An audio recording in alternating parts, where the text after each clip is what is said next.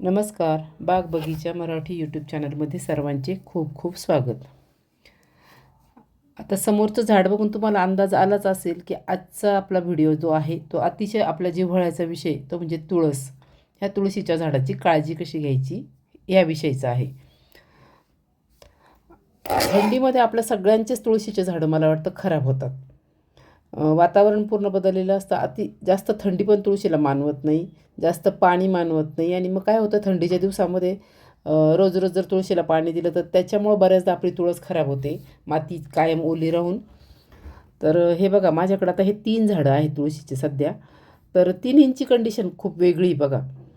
तर हे जे झाड बघताय तुम्ही, ह्याला आता नवीन पालवी यायला सुरुवात झाली, पण झाड खूप विरळ झालं कारण की ते सावलीमध्ये होतं, बऱ्यापैकी सावली असायची त्या भागामध्ये, तिथे होतं.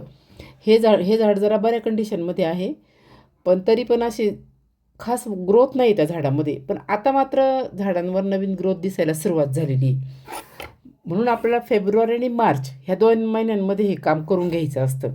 आता फेब्रुवारी तर संपलेला आहे, आता मार्च चालू झालेलं आहे, ऊन वाढलेलं आहे. तर 15 मार्चच्या आत तुम्ही जर तुळशीची छाटणी वगैरे करून त्याला खत दिलं ना तर तुम्हाला त्याचे खूप चांगले रिझल्ट मिळतील. खूप ऊन वाढल्यावर पण आपण जर फांद्या छाटल्या ना तर कदाचित डायबॅकमुळं आपलं झाड पण खराब होऊ शकतं. त्याच्यासाठी तुम्ही 15 मार्चच्या आत हे काम करून घ्यायचं, एवढं लक्षात ठेवा.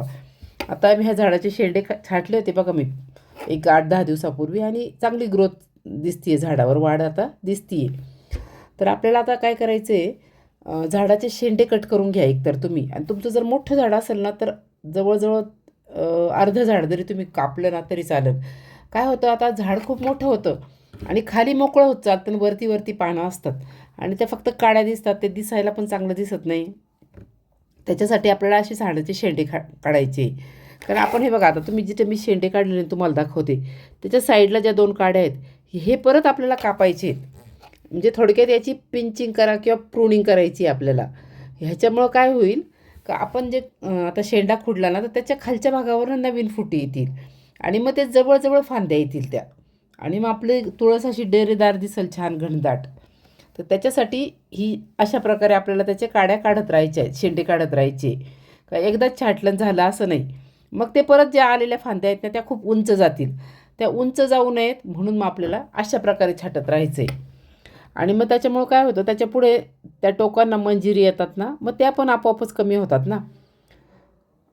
आता तुम्ही इथं बघू शकता असे त्या मंजिरीच्या खालनं 2 ते 4 पानं एवढे आपल्याला काढायचे. फक्त मंजिरी नाही काढायची कधी पण मंजिरी काढताना. त्याच्या खालचे 2 किंवा 4 पानं, काडीची साईज केवढी तुमच्या किती पानं आहेत त्या काडीवर ते बघून तुम्ही काढायचं. आता ह्या ज्या झाडांच्या मंजिरी आहेत ना, हे म्हणजे झाडाचे सीड पॉड आहेत, म्हणजे बी तयार होतं तुळशीचं.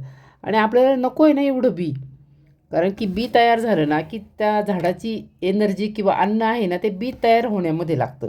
तर आपल्याला ती एनर्जी पानं छान आपले होण्यासाठी, झाड घनदाट करण्यासाठी लावायची ना. म्हणून या सगळ्या मंजिरी काढून टाकायच्या. खूप मोठ्या हुस द्यायच्या नाही. अगदी कोवळ्या असतात ना त्यावेळेसच ह्या मंजिरी काढून घेतल्या ना तर त्याचा आपल्याला अजून आपल्या झाडासाठी म्हणजे चांगला फायदा होतो. झाडाची एनर्जी ती सगळी छान पानं येण्यामध्ये लागते. त्यामुळं अगदी कोवळ्या असतात ना मंजिरी तेव्हाच काढून टाकायच्या. आपण जवळजवळ रोज तुळशीजवळ जातोच, त्याला पाणी घालायला जातो, दिवा लावतो, नमस्कार करायला जातो. तर मग अशा कोवळ्या मंजिरी दिसल्या ना की त्या काढत राहायच्या. आता हा ज्याच्या त्याच्या भावनेचा प्रश्न आहे. बरेच जण म्हणतात की नाही काढायच्या नाही किंवा काहींना लागतात देवाला व्हायला, तर थोड्याफार ठेवा ना तुम्ही, सगळ्या नका ठेवू, कारण त्याला त्या परत परत येतच राहणार आहेत झाडाला. तर हा मंजिरी काढणं हा खूप मोठा एक मुद्दा आहे याच्यामध्ये, झाडाच्या वाढीमध्ये त्याचा खूप महत्त्वाचा रोल आहे. त्या मंजिरी काढल्या म्हणजे झाडाची वाढ आपली आणखी छान होते. तर आणि नंतरच काही त्याच्या वाळलेल्या काड्या असतात झाडामध्ये, खराब पानं असतील, असं हे सगळं काढायचं. म्हणजे थोडक्यात काय करायचं आहे आपल्याला, झाडाची साफसफाई करायची व्यवस्थित. हे सगळं काढून टाकायचं आहे आपल्याला, कारण की त्या वाळलेल्या काड्या वगैरे झाडावर तशाच राहिले ना ते पण चांगलं नाही दिसत ना. आपण तुळशीला तर किती पवित्र मानतो ना, मग आपल्याला त्याची छान काळजी घ्यायची आहे. आता हे झाल्यानंतर आपल्याला पुढचं काम करायचं आहे ते म्हणजे आपल्याला झाडाला खत घालायचं आहे. एक गोष्ट तुळशीच्या बाबतीत तुम्ही लक्षात ठेवा की तुळशीला फार खताची गरज नाही आहे. वर्षातनं 2दा म्हणजे साधारण ऑगस्ट सप्टेंबर आणि फेब्रुवारी मार्च ह्या 2 वेळेस जर तुम्ही तुळशीला व्यवस्थित नायट्रोजन असलेलं कुठलंही कंपोस्ट जर घातलं ना तर त्याची वाढ छान होते. आणि मग मधनं अधनं तुम्ही घालत राहा काही चहा पावडर किंवा काय असं घरगुती खतं आपले घाला. तर आता मी इथे शेणखत घेतलेलं आहे. चांगलं कुजलेलं शेणखत घेतलेलं आहे मी. आणि खत घालण्यासाठी आपल्याला माती उकरून घ्यायची आहे. आणि एक गोष्ट लक्षात ठेवायचं, झाडाला कुठलंही खत घालताना माती कोरडी पाहिजे झाडाची. फार ओल्या मातीमध्ये तुम्हाला खत घालायचं नाही. त्याच्यामुळे झाडाला फायदा होण्याऐवजी बुरशी वगैरे लागून नुकसान होण्याची शक्यता असते. तर कोरड्या मातीमध्ये आपल्याला खत घालायचे आहे आणि मग नंतर आपल्याला पाणी घालायचं आहे त्याला भरपूर. तर अशी माती सगळी उकरून घ्यायची. जरा खोडाजवळ माती घ्यायची आणि बाजूनी जी रिंग करतो ना आपण, त्याच्यामध्ये हे खत तुम्ही घालू शकता. असं गोलाकार हे खत घालायचं आहे आपल्याला. तर तुम्ही इथे वर्मी कंपोस्ट म्हणजे गांडूळ खत घालू शकता. किचन वेस्टपासून जर तुम्ही घरी कंपोस्ट करत असाल ते घालू शकता किंवा शेणखत घालू शकता. लीफ कंपोस्ट ज्याच्यामध्ये नायट्रोजन भरपूर प्रमाणामध्ये आहे ते कंपोस्ट तुम्ही घाला. आणि निंबोळी पेंड असेल तुमच्याकडे तर घाला, नाहीतर चमच्याभर हळद त्या मातीमध्ये मिक्स करा किंवा हळदीचं पाणी घाला. हे असं खत घालून घ्यायचं आणि त्याला भरपूर पाणी देऊन आपली कुंडी उन्हामध्ये असते तिथेच ठेवायची. आता कुंडी आपल्याला कुठे ठेवायची हा एक महत्त्वाचा मुद्दा आहे. आता उन्हाळा खूप येतो आहे. कडक उन्हामुळं आपले तुळशीचं झाड खराब होतं बऱ्याचदा. त्यामुळं उन्हाळ्याच्या दिवसामध्ये साधारण सकाळी 3-4 तासाचं ऊन जिथे येत असेल ना, 4 ते 5 तासाचं, तिथे कुंडी ठेवायची आपल्याला तुळशीची. दुपारचं कडक ऊन असेल ना, तर त्याच्यापासून आपल्या झाडाला आपल्याला वाचवायचं आहे. हे जे 3-4 महिने उन्हाचे आहेत ना, आता एप्रिल, मे, जून, त्या पिरियडमध्ये तरी तुम्हाला ही काळजी नक्की घ्यायची आहे. कारण की खूप उन्हामुळं पण आपली तुळस खराब होते.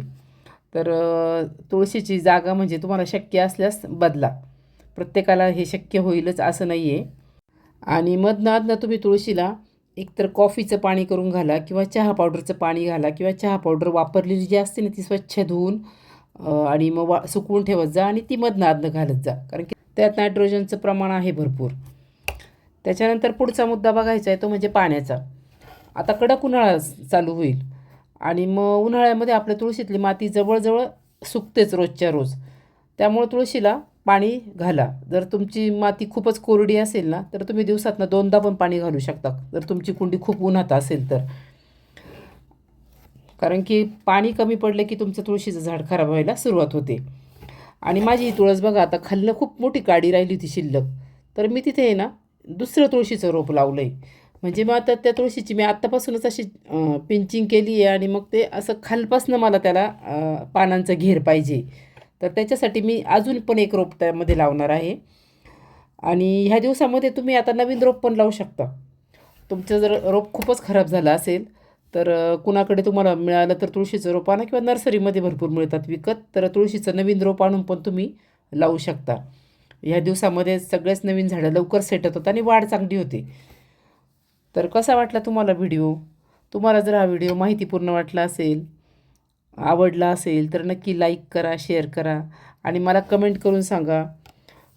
कारण की तुम्ही व्हिडिओ बघता पण त्याच्यावर जर मला काही कमेंट नाही आल्या तर मग उत्साह नाही येत माणसाला किंवा कळत नाही आपले व्हिडिओ समोरच्याला आवडतात की नाही. त्यासाठी तुम्ही मला व्हिडिओ आवडला असेल तर नक्की सांगत जा आणि कमेंट पण करत जा. आणि तुम्हाला कुठल्या विषयावर व्हिडिओ पाहिजे ते पण सांगा. धन्यवाद.